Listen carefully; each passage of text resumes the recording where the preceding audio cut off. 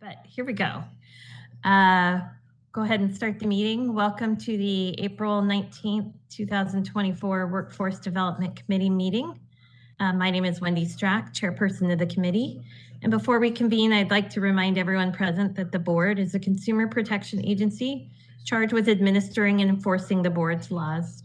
Where protection of the public is inconsistent with other interests sought to be promoted, the protection of the public shall be paramount. Committee members will be participating remotely from private, non-public sites. The public may participate in person or remotely by attending in person at DCA headquarters at 1625 North Market Street, Suite N220. I will announce when we're accepting public comment on the various issues, and the meeting moderator will open the lines as appropriate. Each commenter will have 2 minutes to comment. Moderator, would you please provide the audience instructions as to how they may participate during the appropriate times? Thank you, Chair. Before we get started, I would like to remind board members and staff who are not speaking to mute their microphones during today's meeting. If background noise is detected as a result of unmuted microphones, I will mute those microphones. There are members of the public in the audience and meeting minutes are being taken, so we ask members and staff to please identify themselves before speaking. For purposes of today's meeting, when the chair opens for public comment, we will be utilizing the hand raise feature. When public comment is called, you may raise your hand by clicking on the hand next to your name, or if you've called in, pressing *3. And we will give you 2 minutes to speak, and I will give you a reminder when those 2 minutes are almost up. And with that, I return the floor back to you, Madam Chair. Thank you, moderator. I would now like to call the meeting to order and ask Christina to call roll to establish a quorum.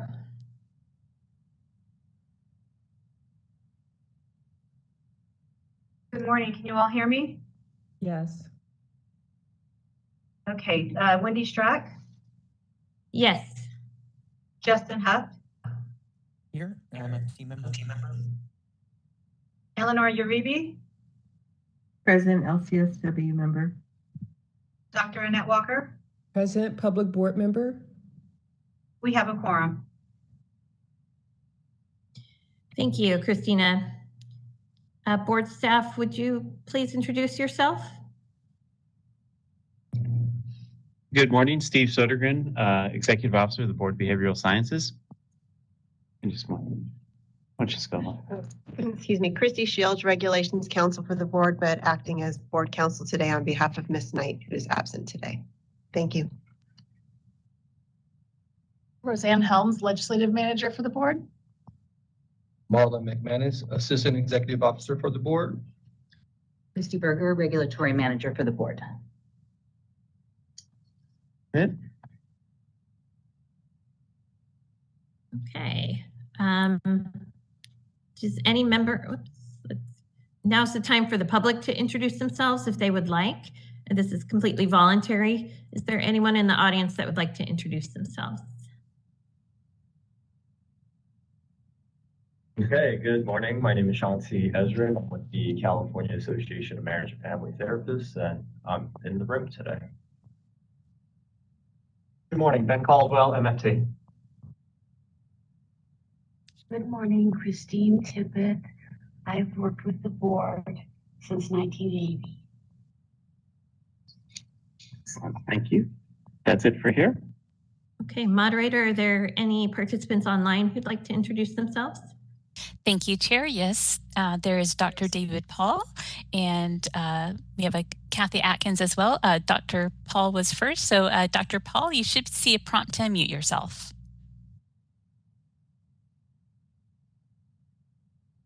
All right, well, there you go. Dr. Paul, you are unmuted. Counselor, educator, and resident. All right, and next we have Kathy Atkins. And Kathy, you should be able to unmute yourself. Good morning, everyone. This is Kathy Atkins with the California Association of Marriage and Family Therapists. Thanks for having me today. All right, this is the moderator, and that is the last of the introductions from WebEx. Madam Chair, I return the floor back to you. Thank you.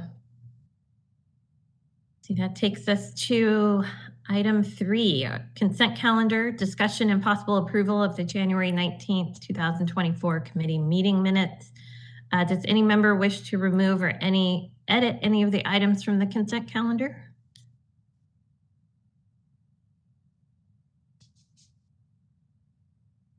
Seeing none, do we have a motion on the consent calendar?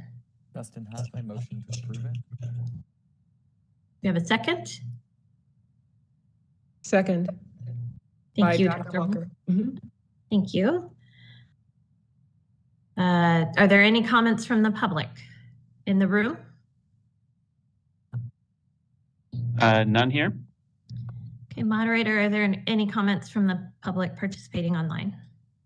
Thank you, Madam Chair. If any member of the public would like to comment on agenda item number 3, please raise your hand by either clicking on the hand next to your name, or if you've called in, pressing *3. We'll give you a moment.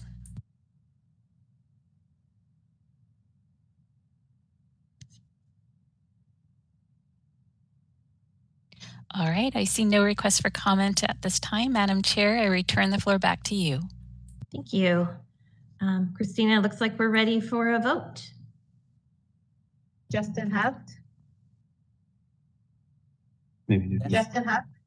You got it. Yes. Wendy Strack. Yes. Eleanor Uribe. Yes. Dr. Annette Walker. Yes.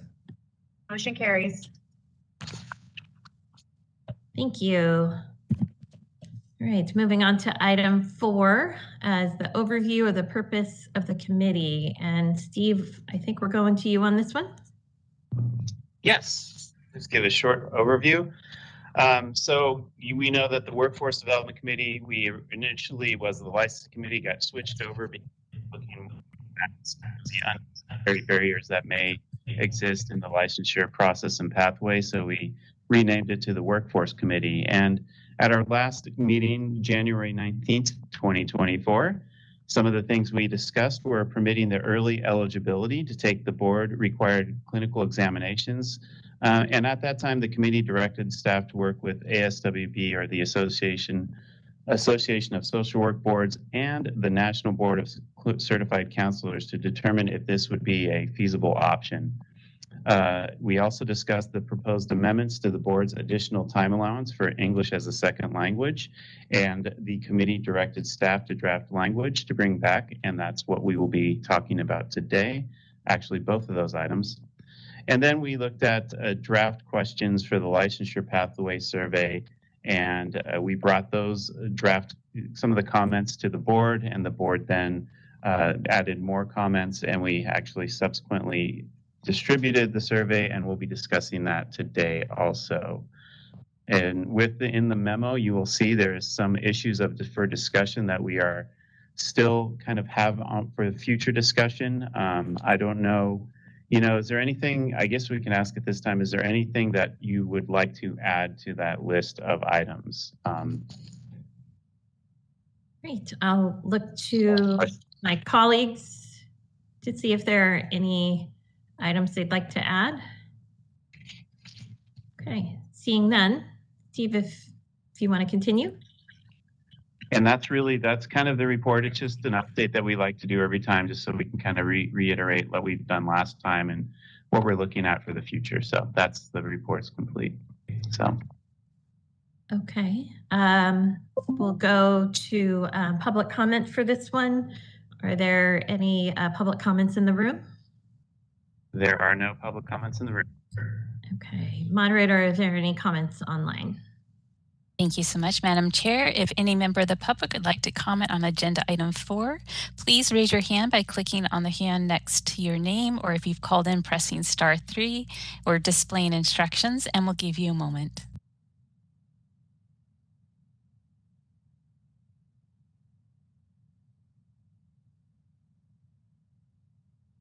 All right, I see no request for comment. Madam Chair, I return the floor back to you. Thank you. Okay, looks like we're moving on to item 5. discussion and possible recommendation to the board regarding permitting early eligibility to take the clinical examination. I think, Roseanne, are you doing this one? Any discussion? So I apologize, forgot to click the button. Go ahead. Thanks. This is a continuation of a discussion that we had at the last Workforce Development Committee meeting, where we discussed the timing of when our licensees take their exams. So right now, our LMFT, LCSW, and LPCC exams applicants take and pass 2 exams, and that's a California Law and Ethics exam upon registration, and then a clinical exam. The California Law and Ethics has to be attempted within the first year of registration, and then it has to be taken each subsequent year of registration until it's passed. And then the clinical exam can only be taken upon completion of all education requirements, the 3,000 hours of required supervised experience, and passing the California Law and Ethics exam. And once somebody has passed the clinical exam, the score is valid for 7 years. Our other license, we have one license type that's a little different. Our LEP applicants are required to take and pass 1 exam. It's board administered, and it's taken upon all education and experience requirements being completed. So once one of our applicants has completed all of their required experience hours, they submit their license application to the board.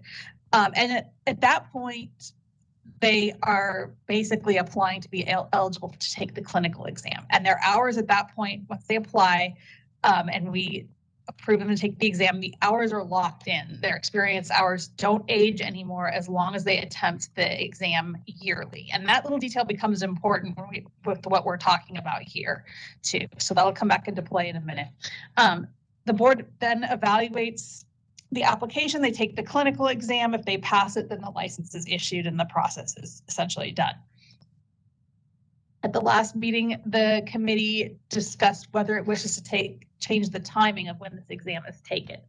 It's based on something that the psychology board did last year. They ran a bill, actually CPA, the Psychological Association, sponsored a bill that changed the timing of when their applicants took the 2 required licensing exams. So under the new bill, they have 2 licensure exams, and under the new bill, the psychologist applicants will be eligible to take it as soon as their school verifies that they've completed their academic coursework for their doctoral degree.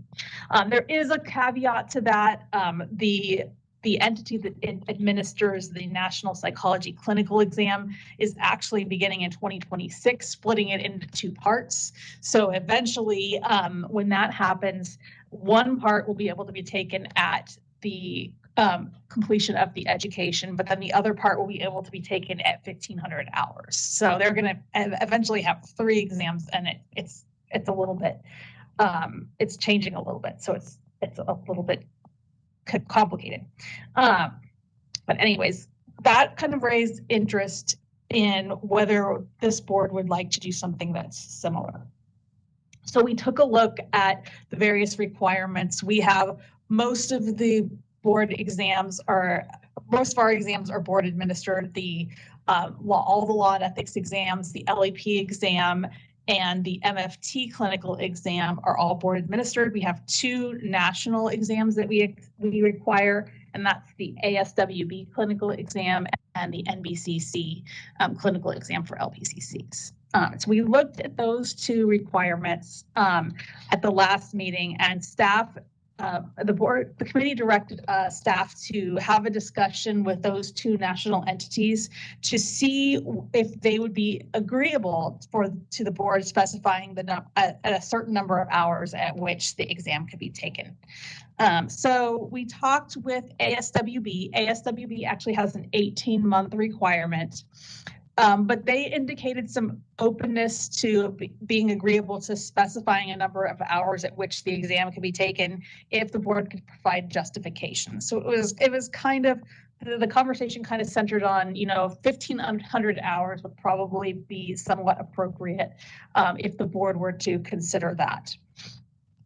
And the process would be, if the board wanted to proceed with that, it can write a proposal letter to their board of directors for consideration.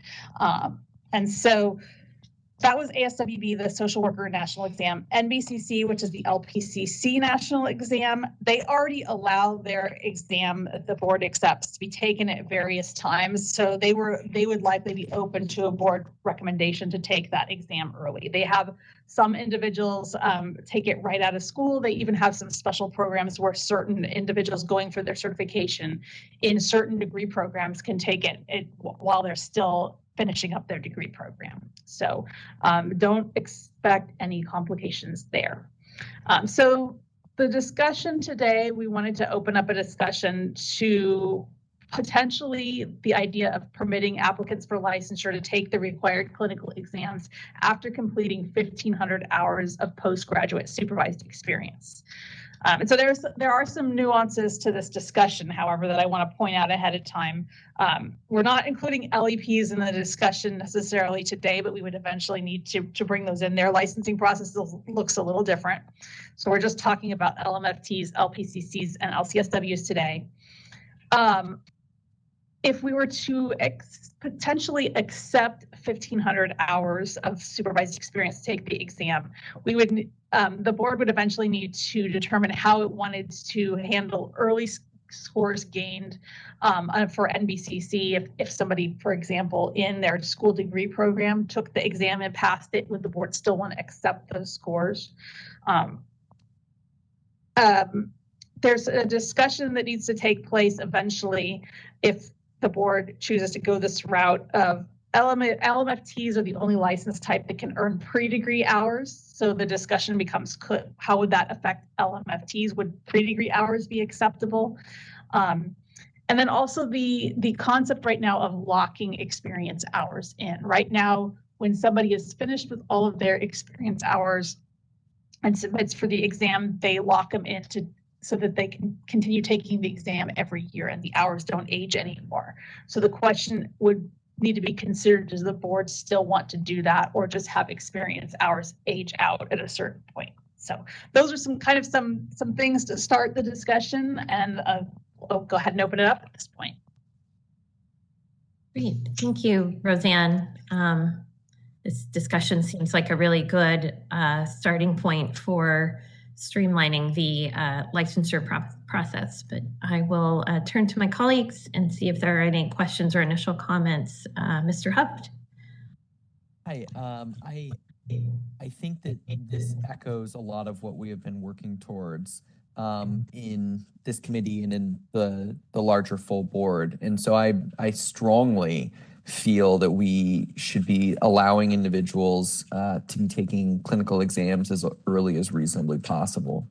I don't think that we have data right now that suggests that the difference between 1,500 and 3,000 hours improves clinical efficacy, improves exam rates. We do have data that suggests that the time it takes to accrue hours is a significant barrier, though, across multiple licenses. So I do feel that allowing individuals to take an earlier exam would be quite helpful.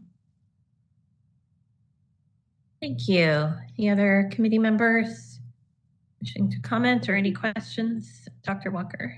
Thank you. I concur. And I guess my thought at this moment is there a sense of urgency, or are we looking at a particular timeline, given that there are some similar changes, as Roseanne mentioned, coming our way in a couple of years here? Yeah, what are we looking at here? The similar changes are actually for psychology boards, so those don't affect us. I think that this is definitely if we were to pursue this change, I think that it would help a lot of people in the licensing process. We do want to do it carefully. I don't think we want to rush it because it is our law is complex, and so that there are a lot of implementation concerns, some of which I mentioned. There may be others too. So as we get into this, there will be other details that need to be ironed out, and also there is the potential to make other changes related to this, which we may talk about later as we begin drafting this language. So it's not something that I think that we would like to have this help people as soon as possible, but we want to be very mindful of unintended consequences or implementation concerns as we roll this out. We wouldn't want to do a rushed rollout. We don't want, yeah, no, we not a rush rollout, but we definitely see it as something that could be beneficial. And as Roseanne was talking about in strategizing how this would be implemented, there's a lot of things that we started talking about, which we will bring forward if we want to keep moving forward on this.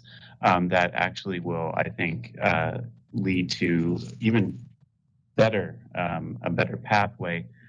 But like Roseanne says, we never like to take, we don't want to be hasty in, approving something. We want to make sure it's a sound before we move forward on it. So. Yeah, just a little preview that list that Steve presented of future topics, things such as the 6-year rule, the age of the California law and ethics exam, how long hours age out, they all kind of, once we get to this conversation, those factors kind of all started to play into that language. So there could potentially be more to this if the committee wants to go that way. But we want to start with this piece first before we overcomplicate it. So. Yeah, and I think we actually are realizing that it could help address a lot of those issues. So.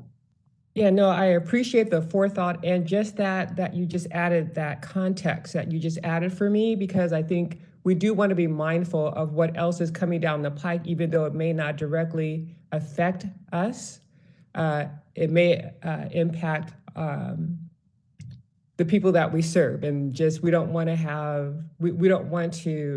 have competing changes, implementations coming out at the same time. So I do appreciate hearing that we're being mindful of what's coming forth in other similar agencies, from similar agencies, and where we are. So great, thank you. Eleanor Reedy, LCSW. Go ahead, Eleanor.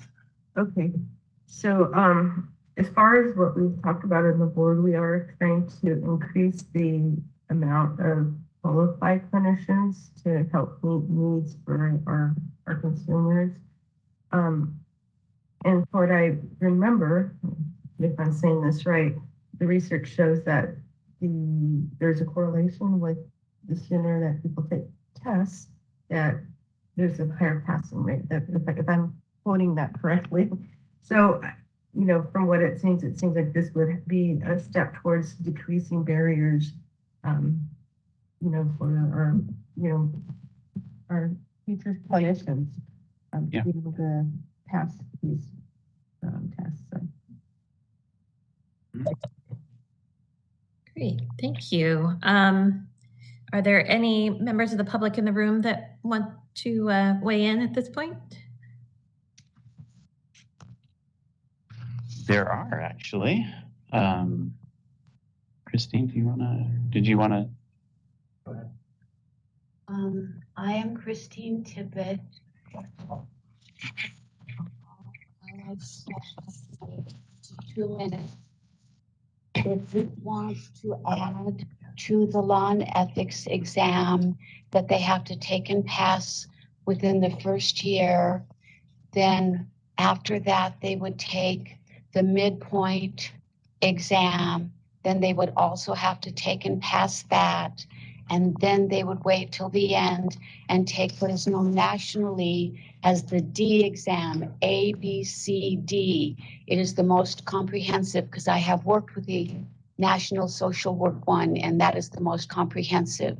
So please let us consider that, because with both my licenses, I understand the allied professional, allied collaboration. So please let us consider the mission of this board to help all of our clients and not give them more test anxiety. Thank you. Good morning, Ben Caldwell, MFT. Thank you, first of all, Roseanne, for following up on this. Any bill that would move the exams up in the process would be welcomed by associates and is a good idea. It does not change the requirement to pass an exam, and so it shouldn't be framed or thought of as a pro or anti-exam bill. Like the psychologist bill from last year, it's fundamentally a workforce bill. It would allow folks to make it through to licensure faster without any change in what they actually need to accomplish in order to do so. I strongly agree with Mr. Huff that we should be allowing individuals to take these exams earlier in the process, whatever that might mean. 1,500 hours is a reasonable enough standard. Even better, I think, would be to allow folks to take the clinical exam as soon as possible after completion of the qualifying degree. My only question at this point is whether you all have been in contact with AMFTRB, considering a possible future transition to the national MFT exam. Do you know what their policy is on this? We have not been in contact with them, but we will. Actually, if we move forward on this, we'll definitely have to do that. Kind of plan for it. So thank you. And I think that's it for in here. Okay, moderator, are there any online participants that would like to weigh in? Thank you, Madam Chair. Yes, there are. We'll start with Kathy Atkins, and Kathy, you should be able to unmute yourself. Hello, Kathy Atkins with CAMFT. I'm echoing similar comments to others. We absolutely support an earlier ability to take the exam. We certainly respect and want to hear from the board and BBS as to consumer protection as to why a certain minimum should be met. We agree that anything is better than 3,000, so 1,500 is better than 3,000. And also, is there any maybe there can be discussion or research or assessment of maybe even earlier than 1,500. While certainly, some members or pre-licensees we'd advise to wait for personal reasons to have the option. We're not seeing any public protection issue, but again, we look forward to the dialogue and absolutely support a earlier ability for examination. On another note, CAMFT has reached out to AMFTRB. We did so before we even opined on this matter.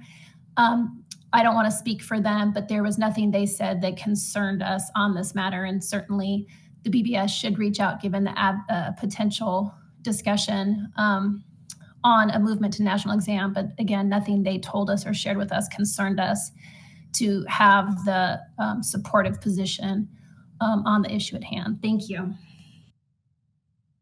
All right, next we have Kat Bessie, and Kat, you should be able to unmute yourself.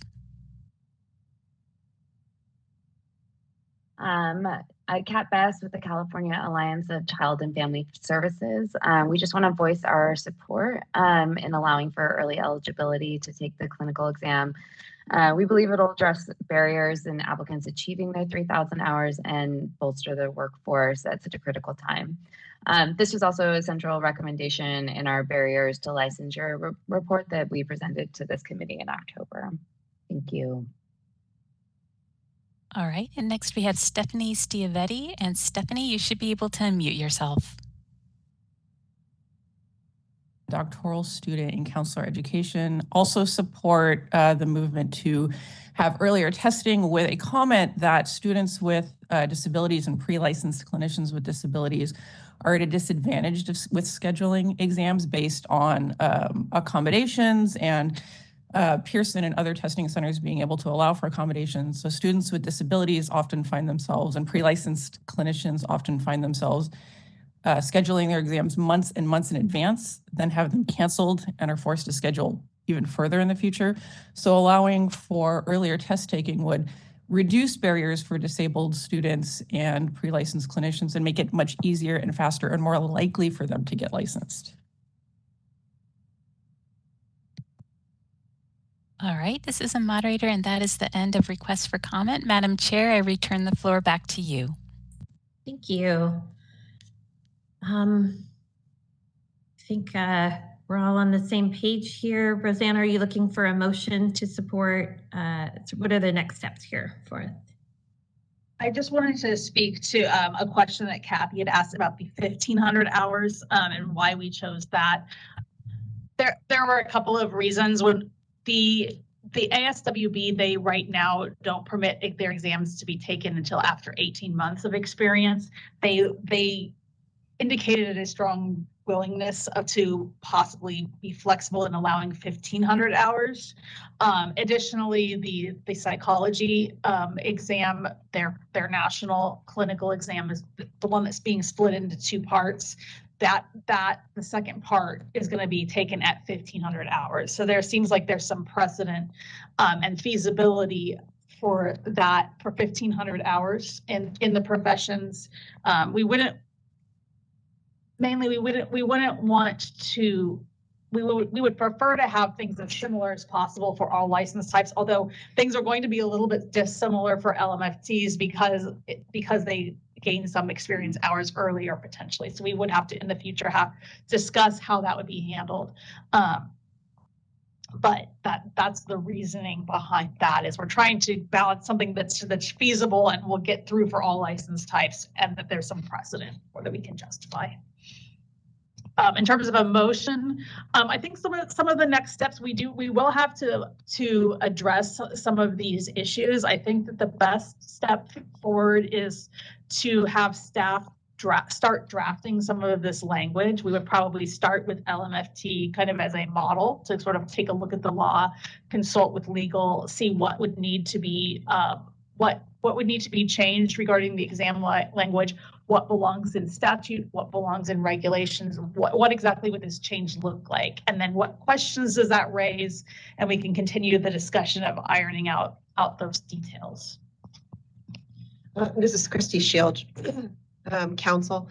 So I would agree with that. And so I think another thing to do would probably look at other states' models, including the states' boards that have done that sort of a transition, and see what their language looks like. And I don't know what the progress is in psychology boards regulations at this point, but if they have drafted any, we probably want to see what those look like and see whether we could do a lot of it in statute, and then any other areas of interpretation the board wants to retain, we would do in regulation. Because if you can get most of your requirements self-executing in statute, then the testing changes can be implemented more quickly. As you know, rulemaking takes a long time, and but again, there may be areas the board wants to retain its authority and jurisdiction on in regulation. So it'll depend on those different policy issues and concerns, and where you want to retain some authority to interpret exam requirements, and where you want things to be self-executing. Thank you. So Roseanne, it doesn't seem like we need a motion other than you've received general feedback that the committee's supportive, and then we'll see this item again with some more detail. Does that seem right? Yes, that sounds good. We'll draft some language, do some background research, and then we can take another look again and proceed from there with everything, the questions that will inevitably raise. Excellent. Thank you. That moves us on to item 6, discussion regarding additional coursework requirements for all board regulated professions. Christy, I think you're giving us this one. That would be me. Thank you. So the purpose of this item is to provide an overview of the additional coursework requirements for all of the board's regulated license types, and we're focusing on applicants who hold an in-state degree primarily. And the purpose for giving this overview is just to help give us a basis or a foundation for doing a more holistic review of all additional coursework requirements to kind of look at, are they still relevant? Are there inconsistencies? Are there things that are unclear? And I'll go into that a little bit more. I need to define additional coursework. It basically means that the courses that are required in most cases to be completed in addition to the degree required for licensure. But there are differences among the professions and depending on when someone gained their qualifying degree. So for LMFT and LPCC applicants who began a degree program on or after January 1st, 2012, nearly all courses are required to be part of their degree program. But we are including these types of applicants in this discussion, even though the vast majority is already within their degree. Also, this topic is intertwined with degree requirements that specify required coursework for the LMFT and LPCC professions, and it also is related to some specific continuing education required of new licensees at first renewal, because when you have a new topic that's written into the law, so like one example would be the new telehealth requirement, you want not only people becoming licensed, but you want people who are already licensed to get the content. So it is kind of intertwined with, your applicants have to have this as additional coursework, but somebody who's already licensed, they're having to take it on renewal. So there is that intertwining as well. And so why do we need to do this holistic review? What was the rationale for doing this? So new additional coursework requirements and specific topics have been added to the law at various times, really over the last few decades on a piecemeal basis. And so there's some inconsistencies across the license types, and even in some cases inconsistent within the practice app for a single license type. And it depends on certain factors, such as the date an applicant obtained their degree, just as we talked about a little bit. There's also some inconsistencies in terms of when the courses are required, who has to complete them, course topics and content, and then the number of hours required for each course. So, but it is also important to keep in mind that there might be reasons for differences when there are differences among the professions in terms of some of that. So there is an attachment that goes along with this agenda item that provides an overview of all additional coursework, and I did include specific continuing education requirements for each license type that, and the chart indicates when the course must be taken, the course length, and then any exceptions to the course requirements. This can also be used to kind of compare requirements across professions. And I'm just going to give one example from that chart. And as you look at the chart, you can definitely see that some of them are kind of more straightforward. The ones that just passed, like the telehealth requirement, it's simple. We know kind of how that's implemented. It's made consistent across. Everybody has to have it prior to licensure. And of course, those who are already licensed did have to complete that as well. But if we're talking about a course, say, for example, alcohol and substance abuse, just to give an example, LEPs have to have it at their first renewal. LCSWs have to have it prior to licensure. For the LMFT profession, people who entered their degree program prior to January 1st, 1986 are not required to have it. If you're an applicant for AMFT registration and you got your degree on or after, or you entered your degree program on or after 2012, there's not any specific number of hours. Everybody else has to have 15 hours, but there's not a certain number of hours. It has to be within the degree. If you're an LPCC applicant, you have to have it before your associate registration. But it's 3 semester units or 4 quarter units, and that's for people with the 2012 degrees or later. So it gets pretty complicated. This is just one example where it's inconsistent, and so we are not going to go into each one of these today, but this information is here if people want to start looking at it. We'll be taking it topic by topic throughout these meetings. Today, we're going to actually talk about the human sexuality requirement. That's going to be the next agenda item. So because it kind of gets complicated, we can't really do it all at once. So, but I do want to give some more background, so please bear with me. I really think this will kind of help us inform and understand as we go forward reviewing these, because it is pretty complex. So I wanted to address why some LMFT and LPCC applicants have all of their additional coursework integrated within their degree program, and in some areas with no specific number of hours specified. Whereas in other professions, they have to have a certain number of hours and they can take it outside of their degree program. So what happened was the last time that the LMFT educational requirements were looked at and changed was back in 2009, is actually when the bill passed. And it was phased in, so people who began their degree program on or after January 1st, 2012, it integrated all that additional coursework into that degree program and removed specific hour or unit requirements for most courses. And I looked back at the minutes for those meetings, and I was actually in those meetings as well. And it was seen as, at that time, it was a 48 semester, 72 quarter unit degree. We were proposing increasing it to the 60 units and semester units, 90 quarter units. So it was seen as if we want to increase, but also provide more flexibility but it was seen as a potential benefit. As well as completing all education before they become registered as an associate, as opposed to prior to licensure, was discussed as a potential benefit in terms of practice competency. And incorporating all of that additional coursework was also seen as an advantage for students because they don't have to take extra classes prior to licensure. Although this has now changed with the addition of the suicide risk assessment and telehealth courses. They do, as things get added, but there could be some drawbacks to that, is that some schools may provide only minimal coverage of a topic since there's no minimum number of hours specified. And if somebody does complete an in-state degree and they didn't get all of the required content, that degree would not qualify for licensure. But the board has worked extensively with all of the in-state schools, and so this has only rarely been an issue for someone to have a non-qualifying degree, because, again, most of the schools are really good at working with us on that to make sure all the content is in there.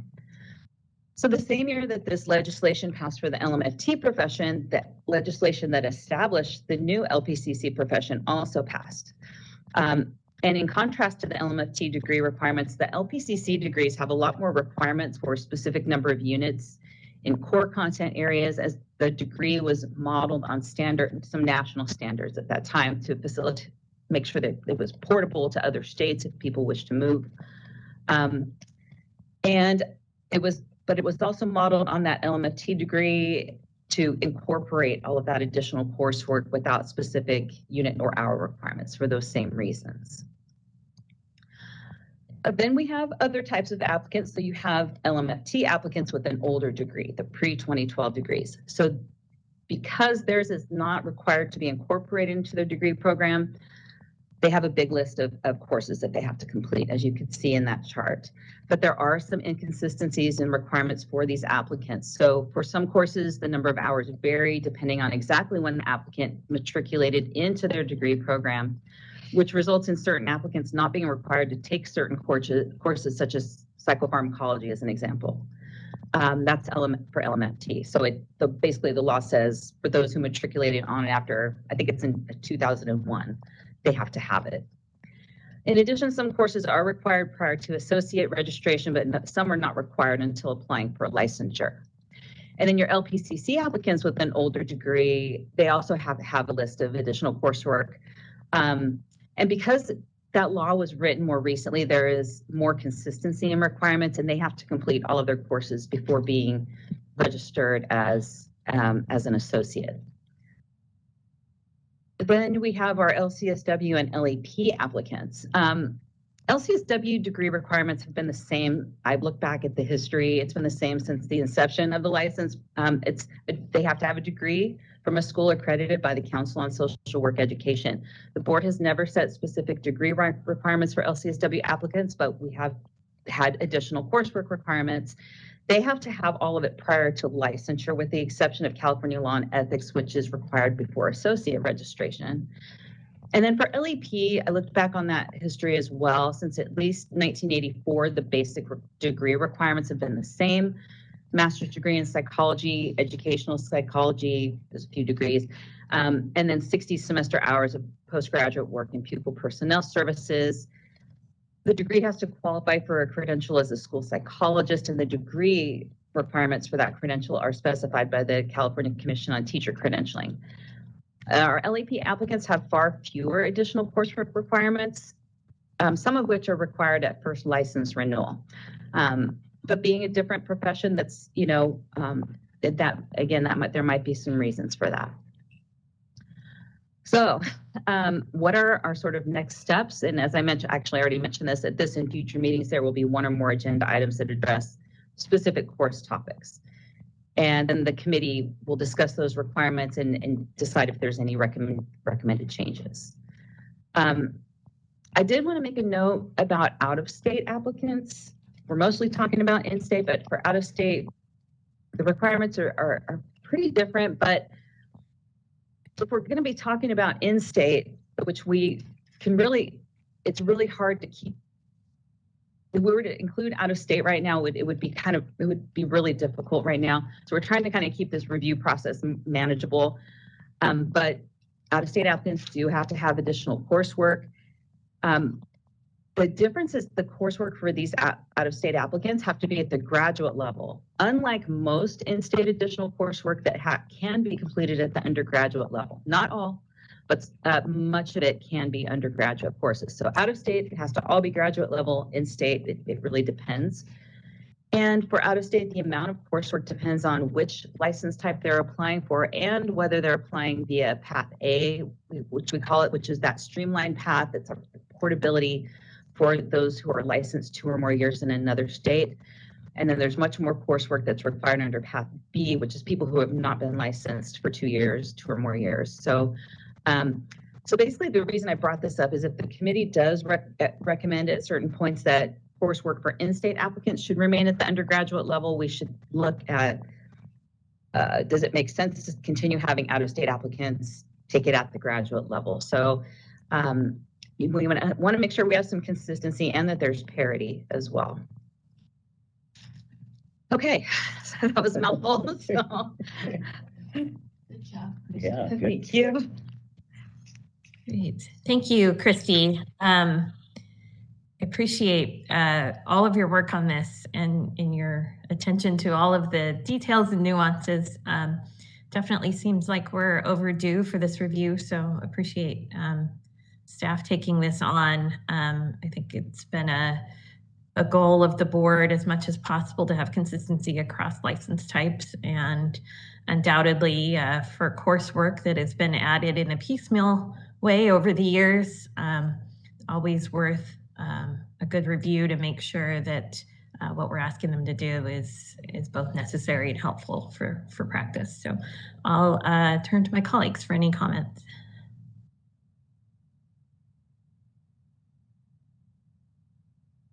No comments? Oh, we're a quiet bunch today.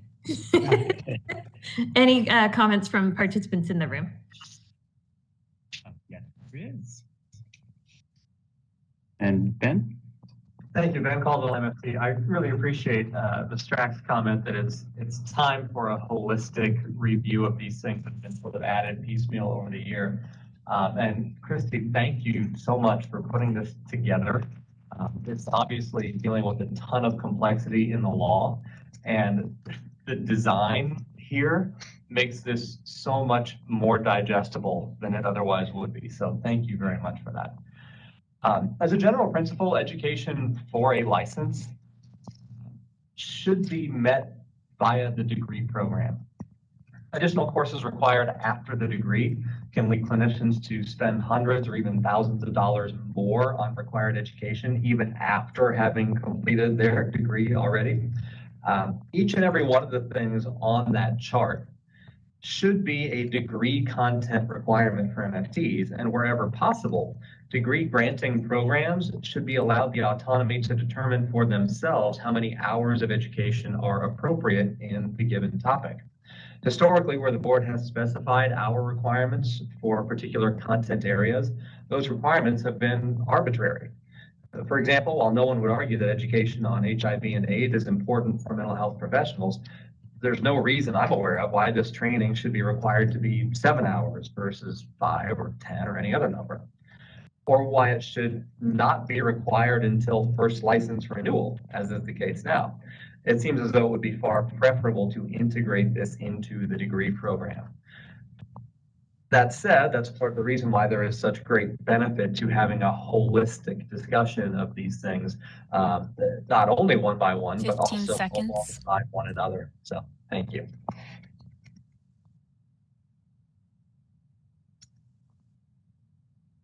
And that's it for the room. Okay. Moderator, are there any online participants who wish to comment? Thank you, Madam Chair. If anyone dialed into WebEx would like to comment on agenda item 6, please raise your hand by clicking on the hand icon next to your name, or if you've called in, pressing *3. We are displaying instructions, and I do see we have a request for comment from Kathy Atkins. Kathy, you should be able to unmute.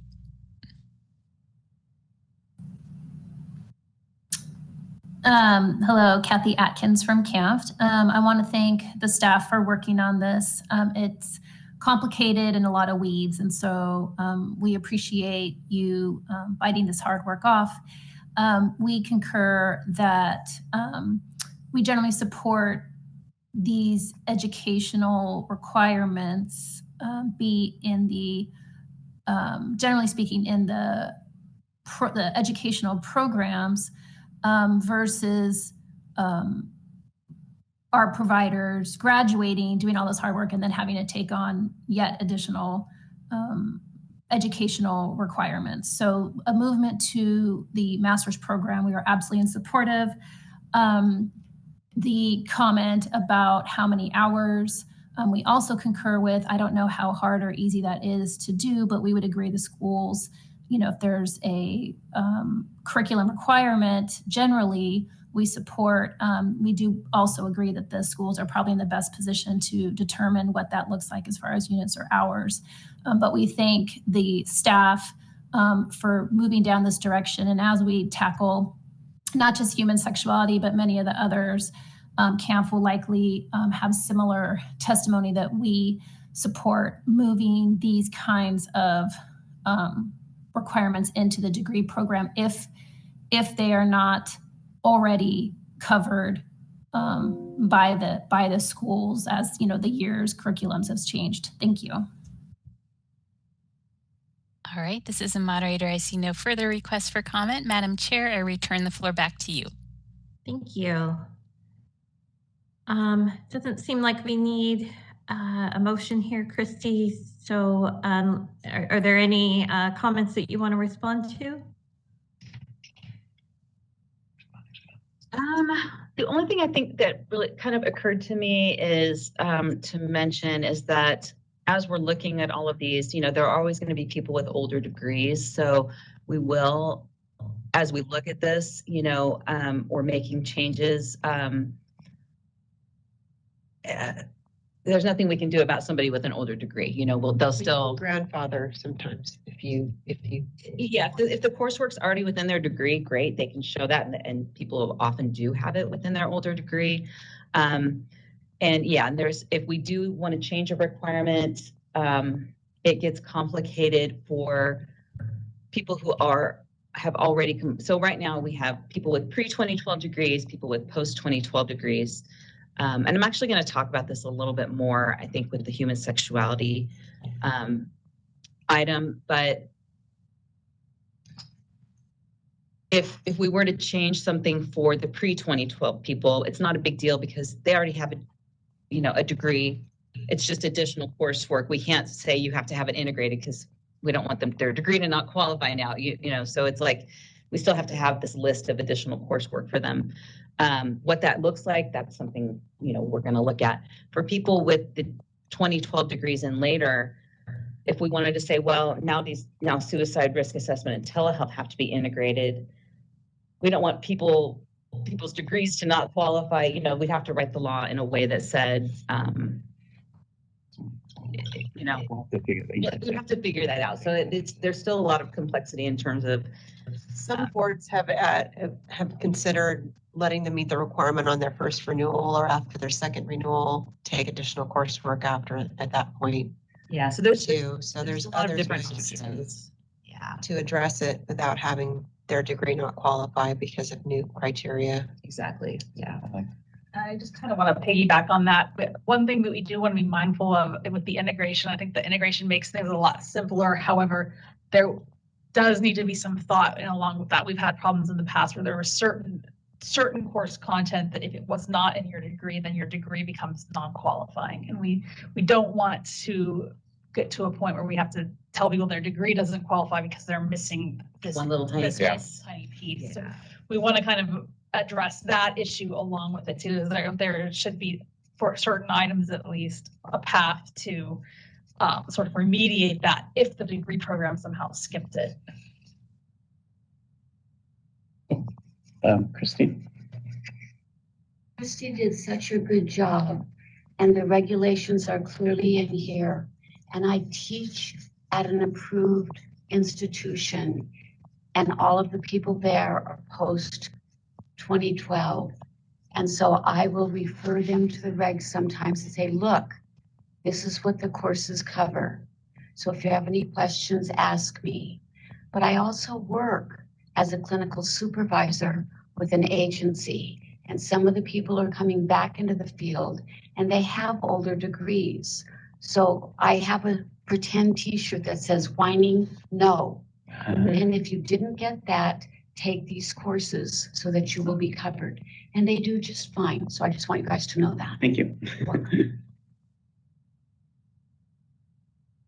Thanks. And I think that's for it here. Wendy? Okay. All right. Thank you. I think that takes us then. I guess I'll just check back in with any board members, any questions before we move on to the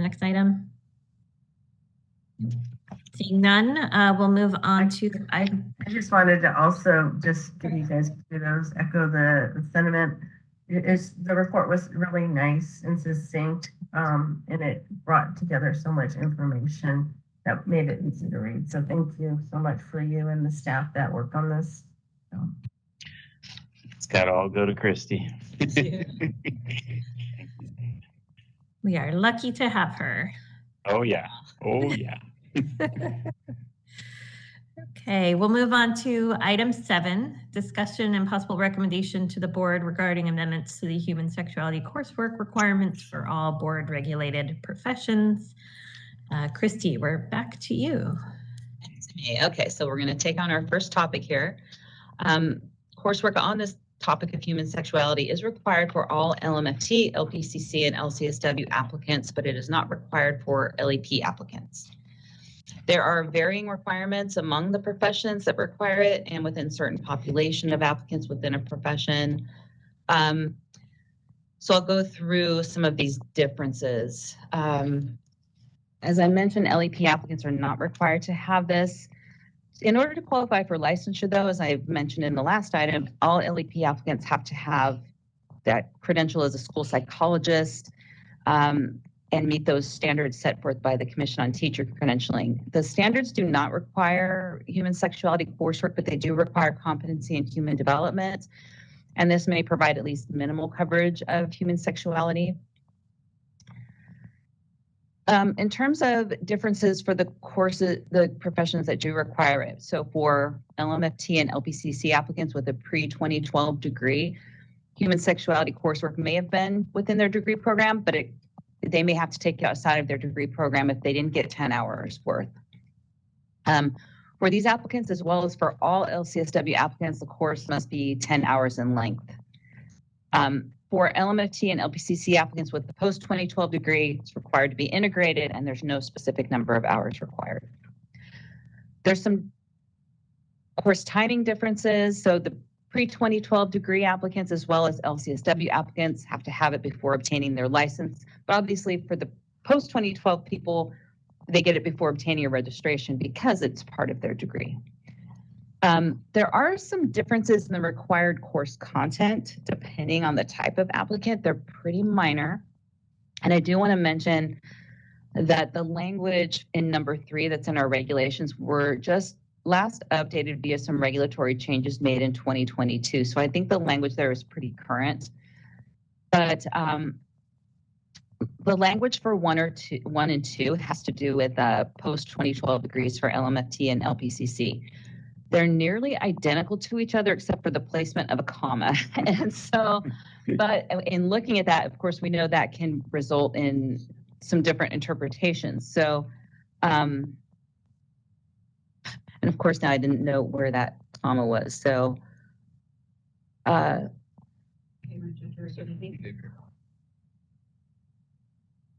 line. Yes. Social and cultural variables. Anyway, I'm not sure that's it. The problem is, though, if we go back and make any changes to that, it's hard. We don't want to mess with those 2012 degree requirements and make a change that, I guess I was just showing, if somebody sees that there's a problem with it, would like you to speak out about it. But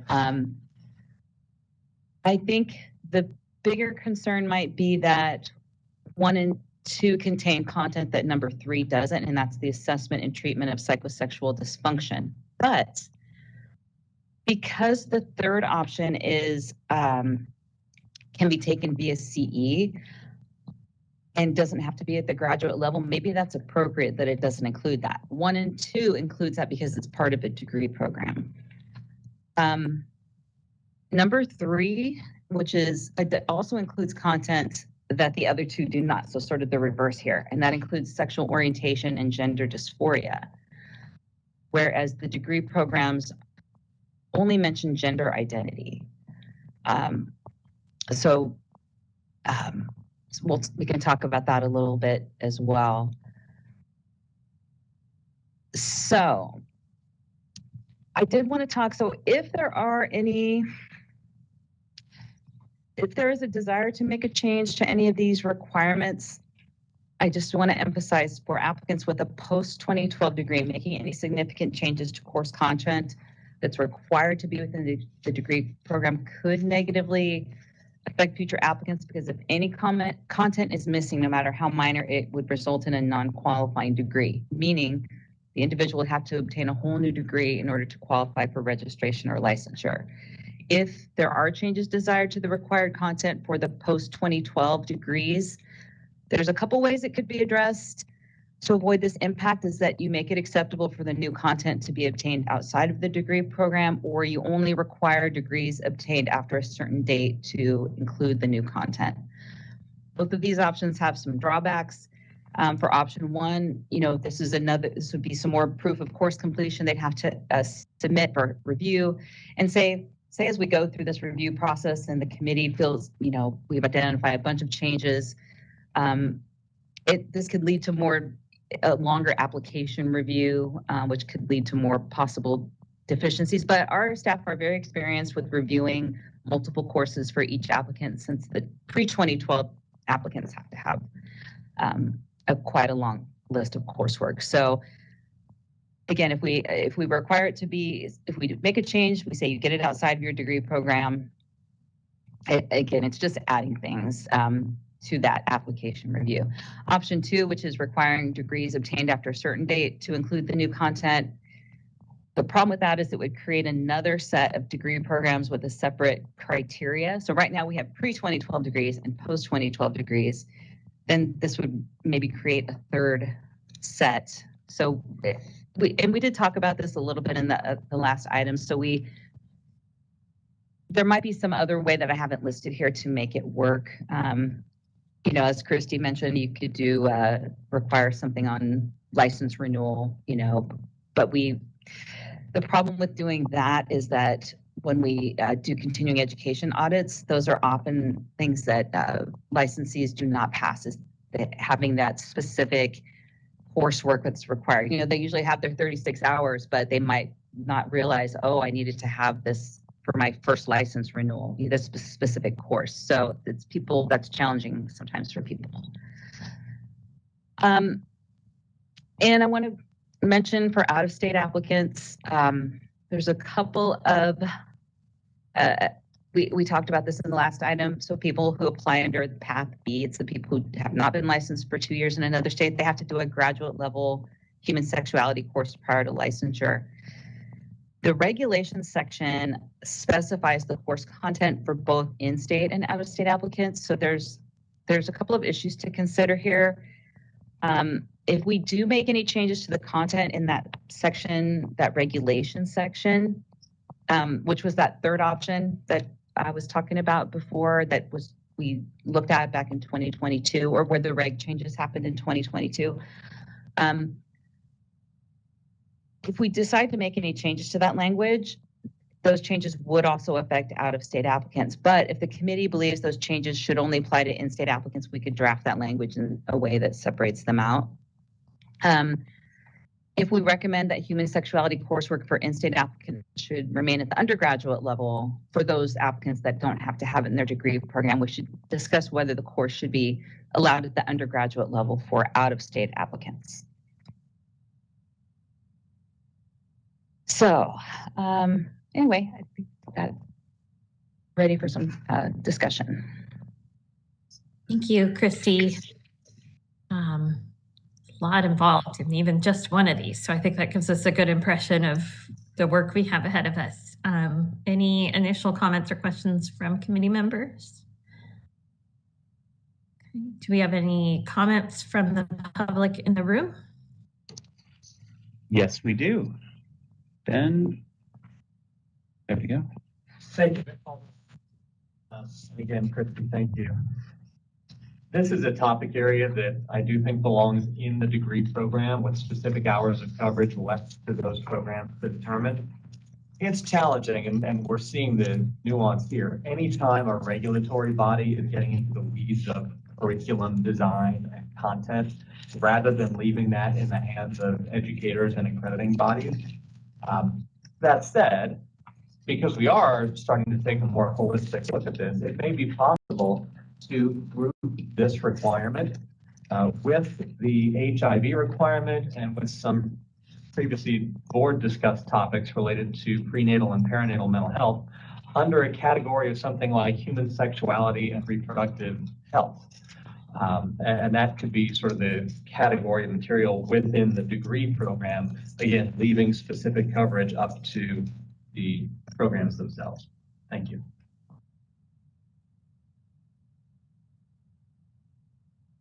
And that's it for the live here. Okay. Moderator, do we have any comments online?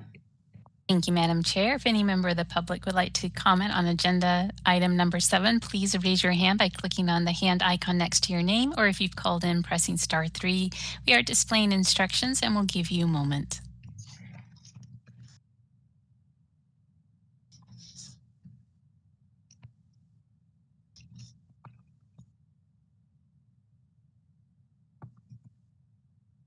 All right, this is the moderator. I see no request for comment at this time. Madam Chair, I return the floor back to you. Okay, thank you. Any additional comments from committee members this time? Okay. Christy, I guess I have a question about Mr. Caldwell's comments about, if we're looking at each of these as one, each one.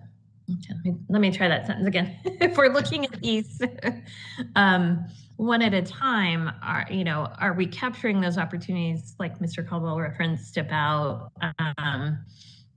perhaps integrating some of these and collapsing them rather than having them be separate requirements? That's a good question. Yeah, that is good. That's a good question.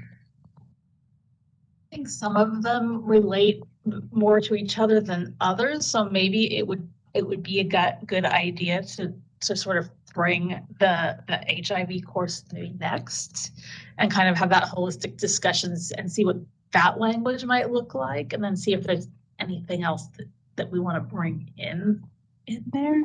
I think that if we take everything all at once, I think it's going to be just completely overwhelming, and it would be hard to get anything done. But maybe we can kind of look at the ordering of when things are discussed and what things might group together nicely. Mm-hmm. Okay, and I totally understand that. I can't even imagine us as a committee trying to tackle everything all at once. So definitely understand bringing it up, but just wondering if there are opportunities to streamline some of these requirements. And then, I assume as part of, if we were to make any changes to this, there would have to be conversations with the schools themselves about what their coursework covers now versus what any changes the board might make. Right. Okay. Any other, just checking back in with committee members at this time. Christy, if we're not recommending any changes right now, you don't need a motion for us, right? That's correct.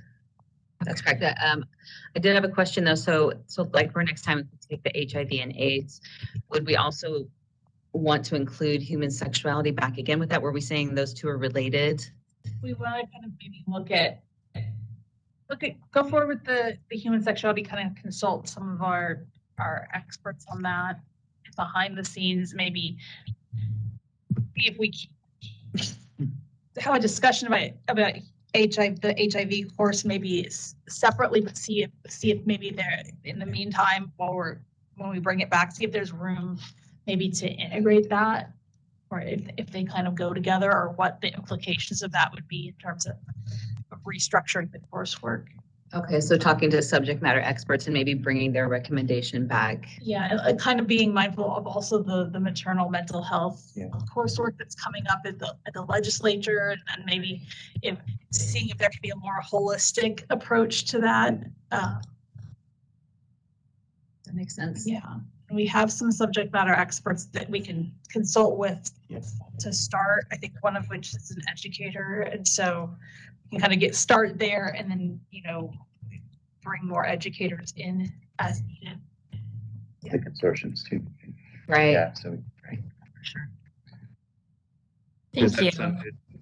Yeah, I thank you, because that was a pretty significant area of discussion at the last policy committee. So it kind of bringing all this together seems like it might make sense.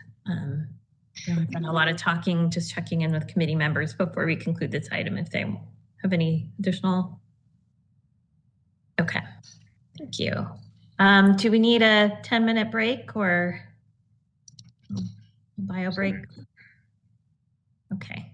Yes, actually, could we do a 10-minute bio break, please? Sure. We'll do a 10-minute break, and we'll be back at 11:32 a.m.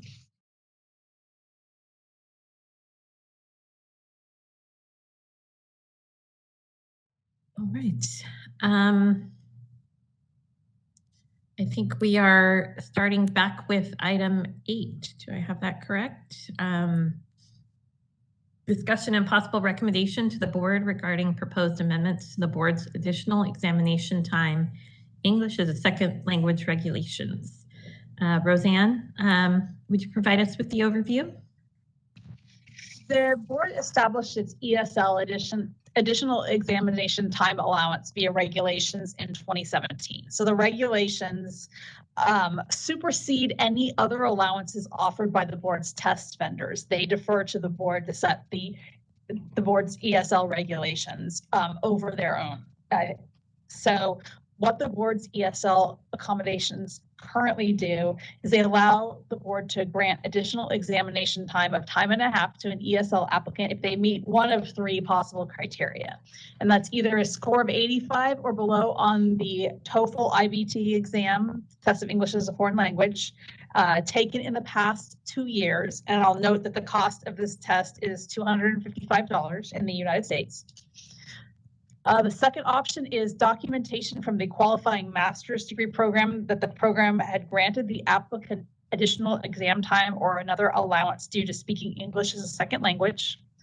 Or the third option, documentation that the qualifying master's degree was obtained from a school outside the US and at least half of the coursework was presented in a language other than English. So the board has 3 different exam vendors that administer exams on behalf of the board. They are the ASWB, which administers the LCSW clinical exam, NVCC, which administers the LPCC clinical exam, and Pearson VUE, which administers all other exams, all of the board administered exams. So like I said, each of these vendors has their own separate ESL allowances, but they all defer to the board's regulations and abide by them. And looking at what their separate ESL allowances are on their own, some are less stringent and some are more stringent than the board's.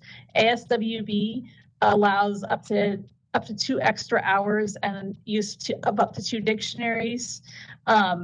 And to qualify, the applicant must just simply certify under penalty of perjury that their primary or first language is one other than English. NVCC has a little bit more of a stringent process. They allow up to time and a half and a dictionary. They have to do some sort of a certification with either a TOEFL test or had in their graduate program had some sort of a ESL allowance. And then finally, Pearson VUE They allow up to time and a half on the exam, and use of a dictionary is rarely approved. But you can qualify it by basically completing a form of your basic personal information and a letter on official letterhead from an instructor or employer that verifies that English is the person's second language. So we had a discussion of this at the last Workforce Development Committee meeting, and we kind of took an in-depth look at Pearson VUE and ASWB and NBCC's ESL policies. And so the committee directed staff to do a number of tasks. Draft amendments to allow an option for an additional exam time if the applicant tests under penalty of perjury that English is their second language. So I'm going to get into that. There's a draft in attachment A, but we have some amendments to it. So I'm going to get into that a little bit more in a minute. The second thing the committee asked is that to examine the board's current exam time allowances and compare those with the amount of time that time and a half allows for each exam. And so that is shown in attachment B. And then the other thing that the committee wanted was to review the ESL allowances of other DCA boards to determine how they compare with the boards. So I did an overview of that. There's a number of boards that we looked at that do not have ESL allowances in their statute or regulations. It's actually fairly uncommon. We did find that Acupuncture Board does, they don't have actual ESL regulations, but they offer their exams in English, Mandarin, and Korean, and they have a mechanism in law to request translation into another language if that language represents over 5% of its applicants. And that's just because translation of an exam it's constantly changing. It's very expensive. Psychology Board has ESL regulations that are very similar to this board's. I've included a link in the text if you want to take a look at them. But it requires an attestation that English is the second language, a TOEFL score of 85 or below, taken within the past 2 years, and then the applicant, if they qualify, receives time and a half on their exams. So wanted to conduct a discussion today. I do want to discuss the amendment in attachment A. We had written in quite a amendment there that's fairly simple. On consulting with legal counsel, we wanted to make those regulations a little bit more robust. Although what we had originally drafted matches quite similarly with what NBCC or ASWB have written in, and it's fairly simple and straightforward. Our regulatory counsel did point out that for regulations, we have to meet certain higher standards for clarity from OAL. So they have helped us to draft something that is a little bit more in lines with what OAL might be looking for. And so I'm going to read the amendment, which would be in attachment A. It would be proposed to be subdivision A. And what we have drafted says basically the following: a written statement. So this is what they would need to provide or as one of the options. A written statement signed and dated by the applicant that includes a certification of the following statements that are true and correct under penalty of perjury under the laws of the state of California. Quote, I hereby certify that I do not speak English as my primary language. I most frequently speak another language to communicate with others and have difficulty reading, writing, or speaking English proficiently, unquote. And the reason that we chose that language is that it aligns with a definition for the code, the Civil Rights Department, of limited English proficient persons. And so they define limited English proficient persons in their regulations as those who are non-English speaking or do not speak English as their primary language or have limited ability to read, write, speak, or understand English. So it's kind of what that definition is based off of, so that when we run the regulation, we would be able to point to that as evidence that it aligns with the Civil Rights Department. So I just want to add to that I think that the problem with the text as proposed in the meeting materials is that it's unclear what the attestation needs to say. And I think the idea is that you want to grant the additional examination time to someone who has proficiency issues. And that's not just, I mean, everyone who speaks the second language doesn't have proficiency problems. You probably know a lot of people that speak English very proficiently and don't need additional time. We're looking for people who need additional time because they have a proficiency issue. And since the state civil rights department has adopted these regulations to explain what limited English proficiency means, I thought it would be appropriate to kind of borrow some of that as part of the certification we're requesting. I did change the limited to difficulty because I thought limited, it was probably not clear enough even for us to use in regulation. I think just saying that they have a difficulty with proficiency might be more easy for someone to understand what they're certifying to. Because remember, we have two things we need to do. You make sure that we're clear to OAL, but also clear to the person that's signing it what they're swearing to, because you want to make sure it's legally effective. If they don't understand what they're signing, then it's not legally effective. So we're trying to meet all those obligations while giving people an additional option that is perhaps not as burdensome to meet in order to grant this additional time option. Any questions that the committee members might have for us? I'll just say we can open it up for discussion. If you'd like me to reread the statement, then I'm happy to do that as well. Just let me know. Okay, I'll let any of the committee members know if they need it reread to them. Justin, you have questions? Thank you. I don't have a question, but I do want to say that I think this is an important step forward. We talked before in the board meetings about the importance of allowing other opportunities for people to get accommodations. And I think the self-attestation is an important way to open up more opportunities for them. Thank you. Any other comments or questions, board members? Okay, any comments in the room? I'm sorry, Eleanor, go ahead. No, that's okay. No, I also think it's a good, I'm a little surprised maybe I'm not surprised, but I'm glad that we're going to be offering this option, and it just brings more diversity to our field because especially in California, we're a very diverse population. So that's what we're trying to find, people that will help make others comfortable too. Everybody comfortable. Great, thank you. Any comments from the public in the room? Yes, we do. We have a comment. Ben? Thank you. Ben Caldwell, MFT. It's good that the committee is looking at this issue. The current ESL requirements are stringent and expensive and likely are not serving some individuals for whom English is their second language, and an accommodation would be appropriate. It is a bit difficult to make that determination in the absence of data. I'm wondering if it would be possible for staff to produce a report comparing exam success rates for those with and without ESL accommodations on each of the board's exams. And if possible, for the national exams in which the board participates, that would make for a more informed policy discussion. As it relates to that issue of limited English proficiency, versus English as a second language, I'm just curious, would there still be a gap left of people whose language processing is slower because English is not their native language, but who would not qualify under that proposed language because they might speak English more at home simply because they have English-speaking family members? Really, my concern is, are we potentially leaving out through that language people who would reasonably qualify for an ESL accommodation? Thank you.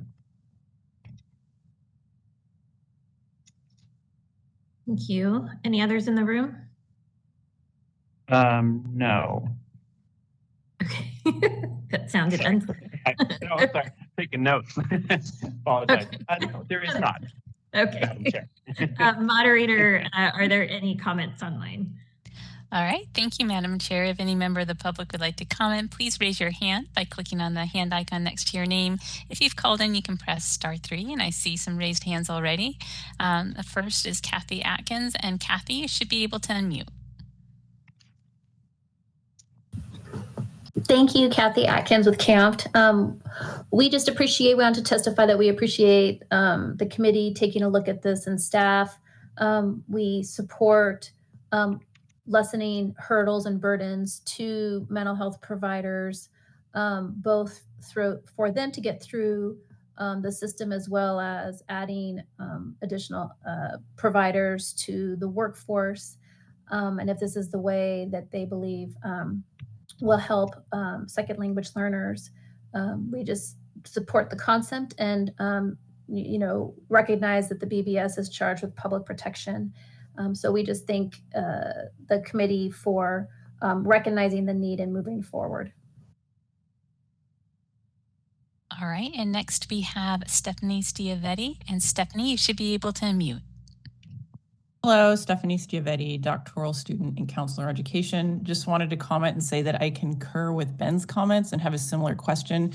Who might we miss by the current wording based on differences in language processing times and abilities? All right, this is the moderator. I see no further requests for comment. Madam Chair, I return the floor back to you. Thank you. I want to go back to staff and see if there's any additional information on some of the questions raised during public comment about processing times, and are there ways to accommodate that issue in these regulations or even within the existing process? It's the language again. What was the part of it? If I could just generally from a legal perspective, we want to make sure that we don't make the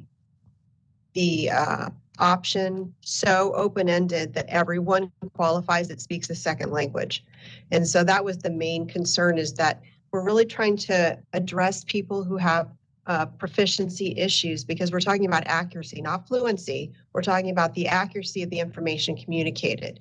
And so we look to those bodies who are charged with defending and protecting those people from discrimination based on those types of issues. And the office that does that is the Civil Rights Department in the state. And we're looking at Title II, California Code of Regulations, Section 14100 to be specific. You can take a look at that language. We basically took their definitions for what is a limited English proficient person, and we put them in this proposal. We eliminated persons who are non-English speaking because we didn't think that would apply in your situation, but we can certainly revisit that. I do also want to stress that the public's going to have multiple times to look at this text over the course of a couple other meetings that are coming up. So this is not going to be your last opportunity, but what we're trying to do is make sure we have some method for ensuring that only the people that actually need an ESL additional time qualify, and not that everyone that speaks a second language, because there are a lot of people that speak second languages. It's not a disability to speak another language.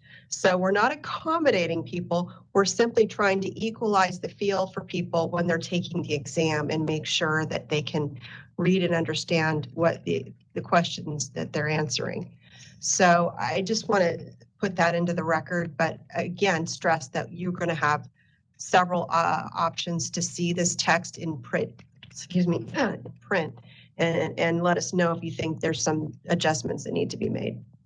I would also note that we are in the language, it does cover that the person is attesting that they have difficulty reading, writing, or speaking English proficiency. So there's some room there for different reading, writing, or speaking. It's not and speaking. Right. So reading, I mean, if there's some processing, I would think, not being an expert, that there's some processing time differences. I would think that would likely show up in the reading part, so they could still attest. I do see the point of somebody does speak English most of the time, but they still have trouble with the reading and reading comprehension piece. So I see where that's coming from, and I think maybe we could talk more about that, how it's different in a view of a civil rights versus test taking perspective. There might be some little tweaks we could Right, but remember, it is conjunctive, so it's not an and situation, it's an or situation. So it's not conjunctive, it's an either this, or this. I think there were two separate statements though. One is I have trouble, I speak English. I do not speak English as my primary language. Period. Yes. Right. So what we're talking about is the qualification criteria that the Civil Rights Division said about limited English proficient persons are persons who do not speak English as their primary language. So we were trying to define primary language without putting the definition for primary language in. By clarifying, the next statement says that you speak another language as your language. So we were trying to, like I said, combine these concepts in a way that made sense to an average person. If you think it doesn't make sense to an average person, that's something we need to address. But I'm just trying to simplify what I think is a complicated concept, but also not open the door in a way that everyone who speaks a second language would qualify.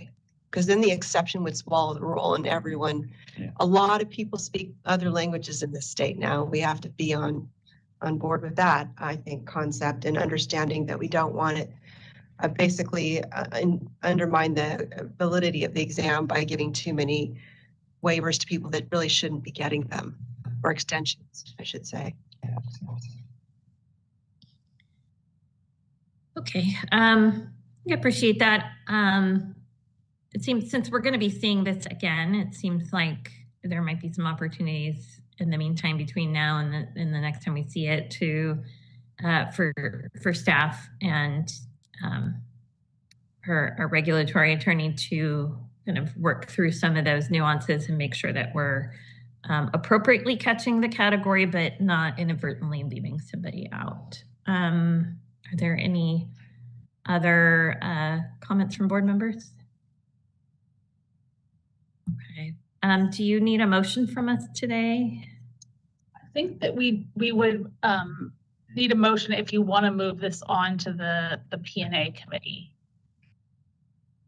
Okay. Would we be able to move it on to the PA committee, noting the discussion, noting that staff will continue to work on the discussion had here today before it goes to the Yes. Okay. Okay, I guess I'll make that motion as clear as mud as it sounded. I guess we will recommend moving. Yes, I would. Okay. Yes, I would recommend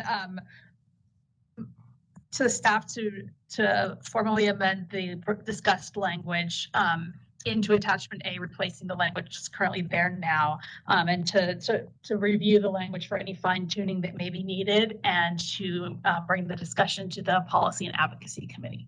Okay. Yes. I'd like to second that. Great. Motion. Thank you, Dr. Walker. Do we have any comments from public in the room on the motion? No, we do not. Okay, moderator, any comments from the public on the motion? Thank you, Madam Chair. If any members of the public would like to comment on the motion, please raise your hand by clicking on the hand icon next to your name, or if you've called in, pressing *3. We are displaying instructions and we'll give you a moment.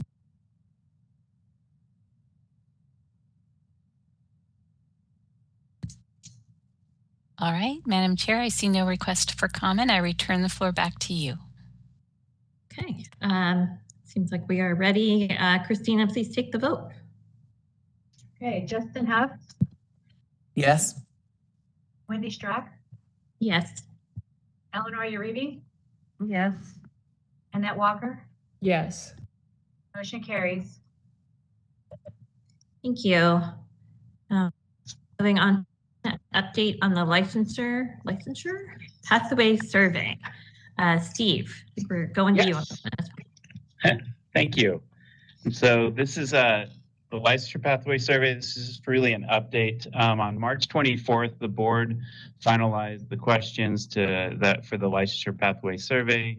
And this survey was really looking at seeking input from registrants and licensees about barriers that they had possibly faced or have faced or are facing during the pathway to licensure.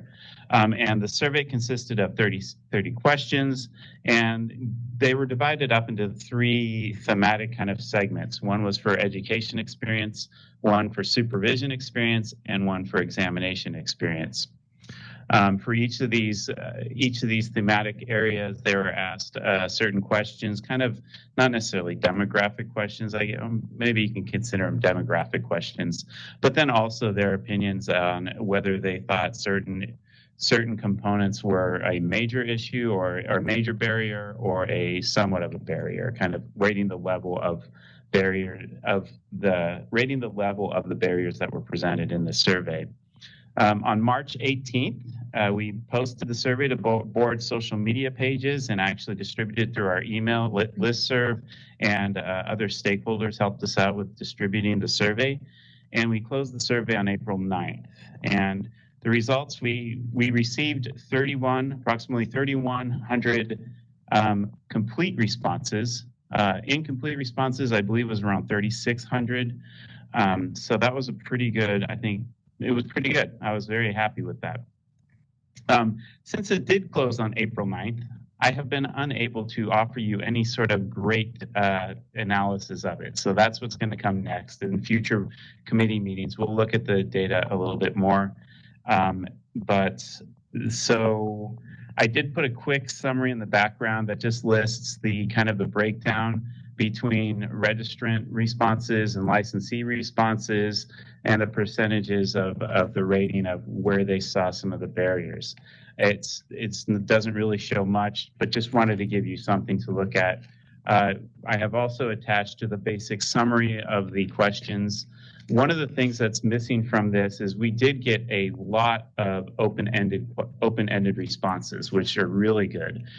So one of the things I'll be doing is going through and trying to categorize them and some of the issues within those open-ended responses to hopefully present kind of like a, what is it, not like a cloud bubble, but something where we can see where there is a lot of discussion on.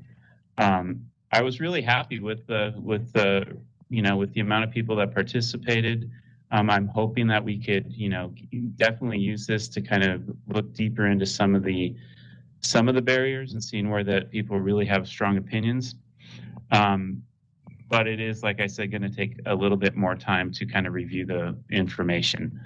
And so what I was doing is bring this forward today to see if there's anything, looking this over, or any thoughts of what you would want us to kind of concentrate on, or there are things that you think we should try to, explore or analyze further. So for the next meeting. And I will open it up. Okay, thank you. Committee members, Mr. Huft. Thank you. I think that one thing that is jumping out at me that I would like us to discuss further is the prohibitive cost of supervision. We're seeing that over a third of supervisees are paying over $300 a month for supervision, with almost 2/3 paying $200 or more. And we have supervisees reporting or licensed individuals reporting that the costs were a major barrier to them becoming licensed, in addition to the time, a minor or a significant barrier. And so I think that as we are trying to take as many different approaches as possible to increase the diversity in our workforce, to try and eliminate barriers to licensure, we need to try everything we can to make sure that supervision is inclusive and accessible to people that we want in the workforce. Agreed. I think there were a lot of things that we already affirmed through the data, but it's good to have the data to support it. It's pretty surprising to see some of these costs that folks, at least for me as a non-licensee, to see some of these costs that folks are facing. Any other comments from committee members? Oh, maybe I'm missing it, but I was curious. I know we had asked, I believe it was like some voluntary information on like demographics, and I'd be curious also on regions. So. Did you say regions? Regions, like I don't know if there's a way of kind of seeing where is there concentrated areas where people are having, say, for instance, difficulty paying. So I'm from the Central Valley, and so I was just thinking, I don't know how much of. I'm just trying to see. So what are we going to do with this information? How are we going to be able to try to address some of those issues? And so, yeah. So I'm just curious. Is it focused more like throughout? Is it any concentrations? So. Okay. No, I hear that. Yeah, I mean, this we really didn't offer because we wanted to stay away from doing the demographic data. I know it's valuable in this, but just for this part, what I can see is if we start digging into this and looking at this, we can maybe I can almost see additional surveys already coming out of this that we could maybe then, if the prohibitive cost of supervision is a major barrier, as we've seen, it looks like it is, maybe we could then go out for more saying, hey, looking at a more,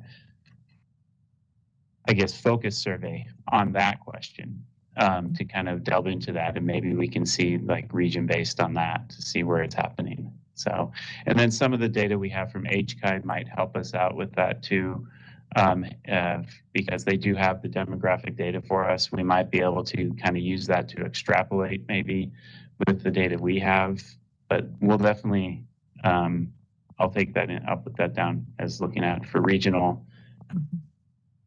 Yeah, I'm also looking at areas of poverty, so.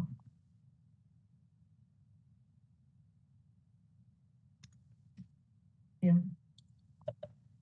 Okay.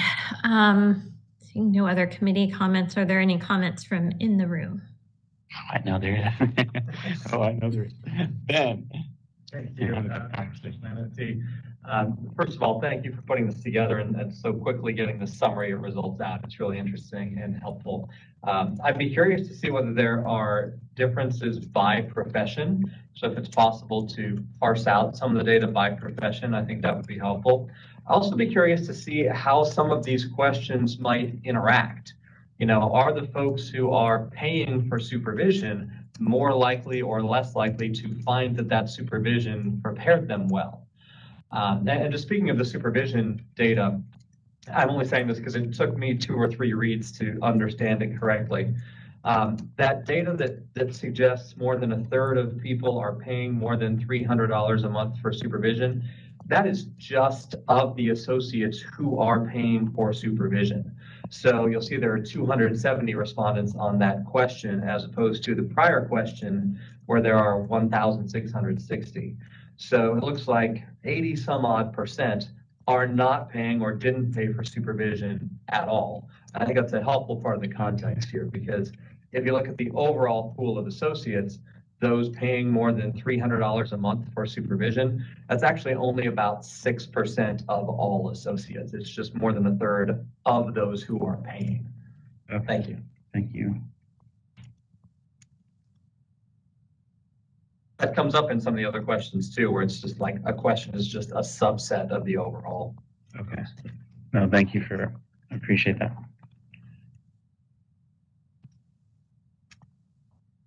And that's it for here. Okay, moderator, any questions from our online participants?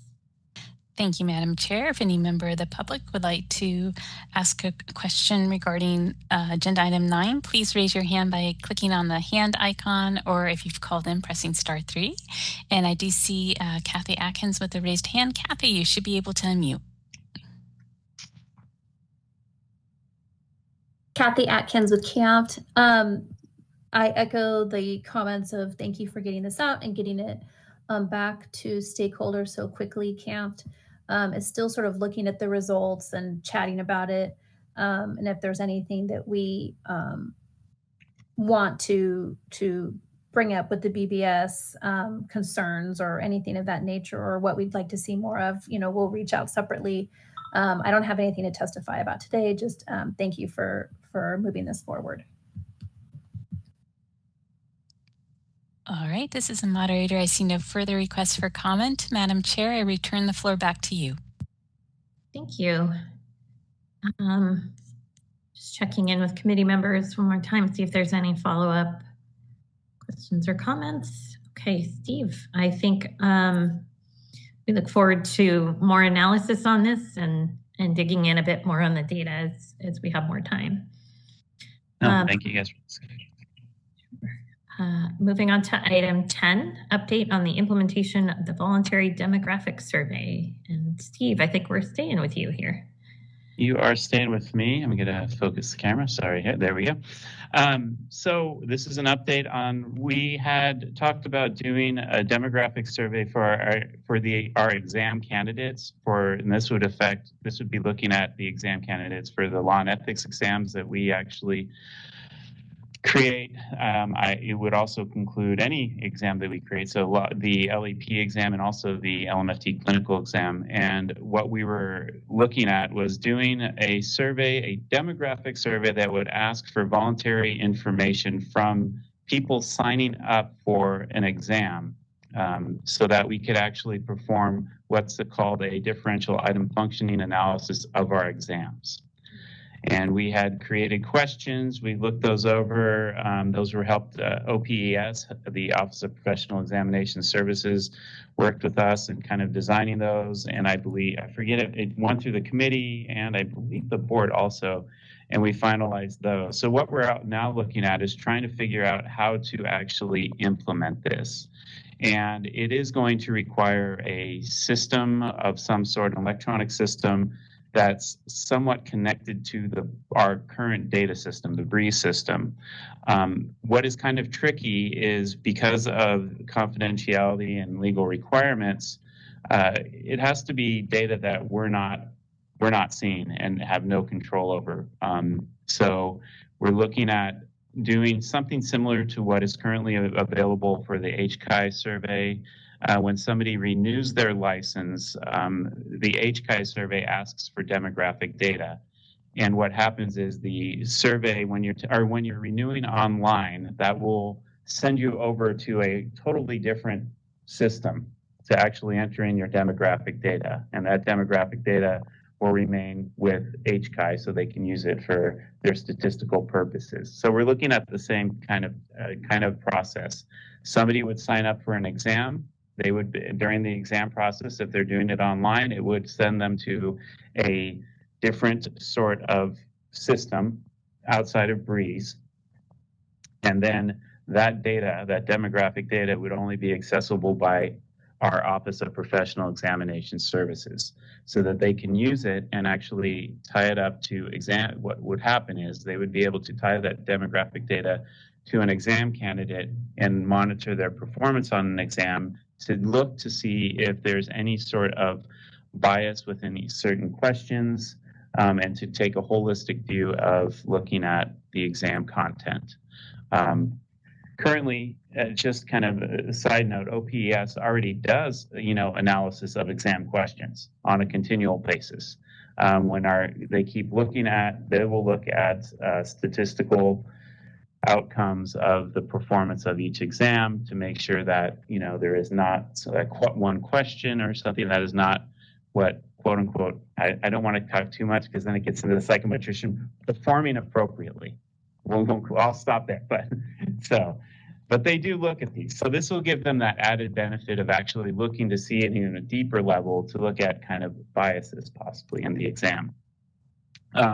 Where we are at right now is we did work with the project management team, and that is the people that helped design BREEZE functionality. And we got our project was approved for an impact analysis.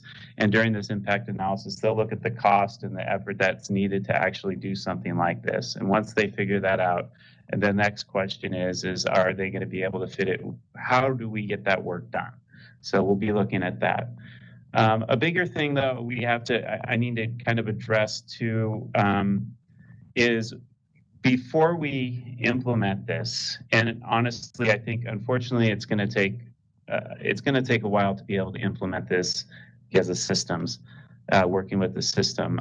We were working with legal this past couple weeks to kind of make sure if we're implementing this, we want to make sure that it won't be this voluntary survey won't be in violation of any information privacy or other laws, that would create liabilities for us. So we're looking at that too, just to make sure we are sound in that area also.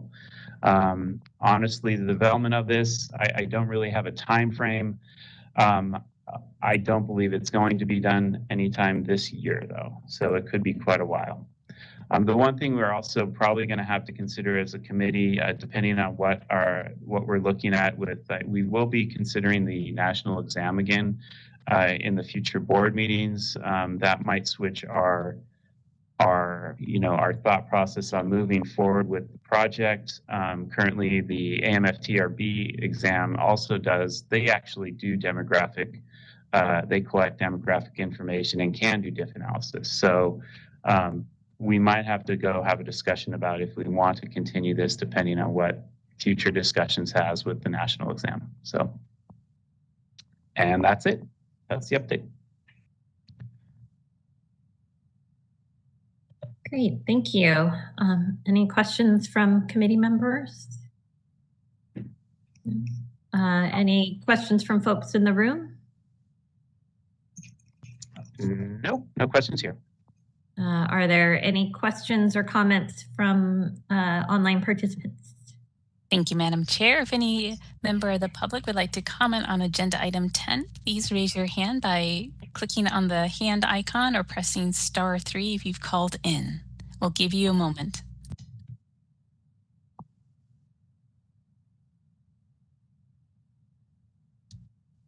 All right, this is a moderator. I see no request for comment. Madam Chair, I return the floor back to you. Okay, thank you. And moving on to item 11, suggestions for future agenda items. Do we have any committee members wanting to suggest any future agenda items? Seeing none, do we have any members of the public in the room who would like to suggest future agenda items? Yes. It's mostly a question. So this is an ongoing discussion. Where do things stand with AMFTRB discussions? Well, we will be bringing that back to the board in the next meeting. So,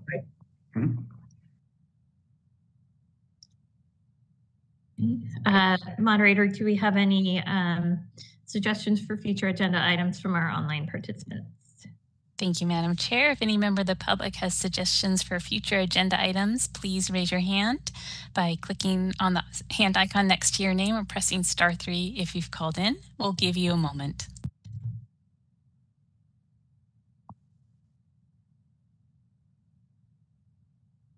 All right, I see no request for comment at this time. Madam Chair, I return the floor back to you. Thank you.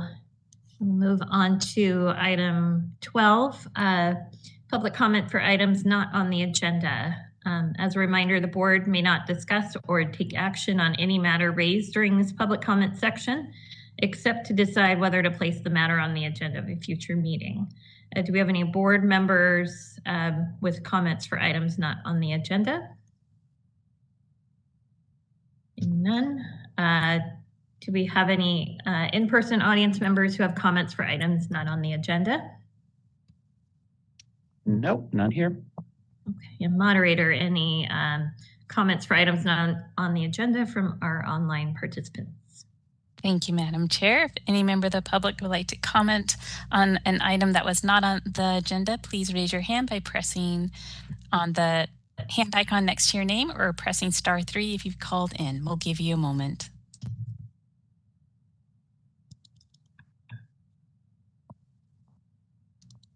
All right, I see no requests for comment at this time. Madam Chair, I return the floor back to you. Thank you. That looks like we're on to our last agenda item, which is adjournment. Thank you everyone for participating today. As a reminder, our next board meeting is on May 16th and 17th in Sacramento, and we hope to see you then. Thank you.